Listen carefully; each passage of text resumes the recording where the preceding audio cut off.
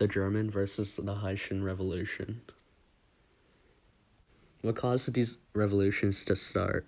Well, for the German Revolution, there was an economic depression at the time, alongside that with a great famine.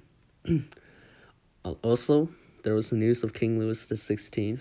He wasn't a very great king, being overthrown, so they knew the government was a bit uneasy at the time. A third of the working class was also in poverty at the time, and most of them were actually working 14 hours a day, barely making enough to survive to buy bread. And the middle class wanted change in the ways of the government so they could have a say and not only just the top 1% of France. For the Haitian Revolution, the slaves rebelled. They were inspired by the French Revolution, and they wanted freedom because of the brutality of the slave owners. What are some similarities between the two revolutions? The lower class often rebelled, and they were fighting for equality of social oppression.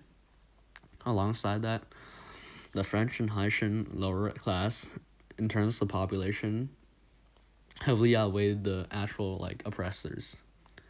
Both groups of people were heavily mistreated by the government, and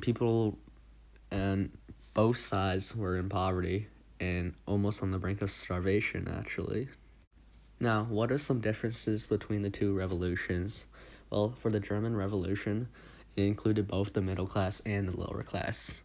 While they weren't enslaved like Haiti, the lower class were technically working 14 hours a day like a slave, kind of. Alongside that, they were starving because there was a famine during that time and they couldn't really afford food. The middle class wanted to change the way the government worked. Sadly, though, the Germans did end up losing, so none of that actually happened. The Haitian Revolution mostly included the lower class. However, there are some exceptions. They were enslaved and they were often beaten mercilessly, so that's why they wanted to revolt. However, the Haitian Revolution has so many people revolting that they did end up winning. Who commanded each revolution? For Haiti, a lot of the commanding was done by Toussaint Louverture, who was born a slave but then became a free man later on in his life.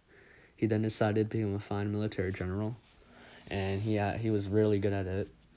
And throughout his years in power, after they defeated the French, he worked to improve the conditions for the economy and security of Haiti. He did fight against France, and then for them to abolish slavery, and then against them, again, to become independent again. There wasn't a single commander for Germany.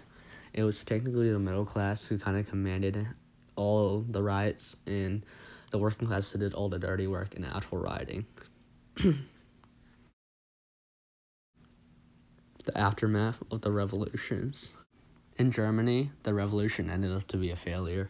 Oppression left the middle class bitter and ready for a change in the government to be able to have a voice.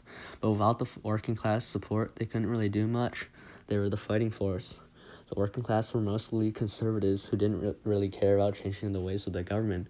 They were just so desperate to find some sort of relief out of their 14-hour work days, even if it meant helping the liberals. So by the end of the revolution, the middle and working class ended up suffering more. Luckily for Haiti, there is a happy ending. So unlike the Germans, the Haitian Revolution was actually very successful. After slavery was abolished and Haiti gained independence from France, Louverture gradually established control over the whole island and used his political and military influence to gain dominance over his rivals. Throughout his years in power, he worked to improve the economy and security of Haiti, but worried about the economy, he did bring back the plantation system, which is pretty ironic. He then negotiated trade agreements with the United Kingdom and the United States and maintained a large and well-trained army.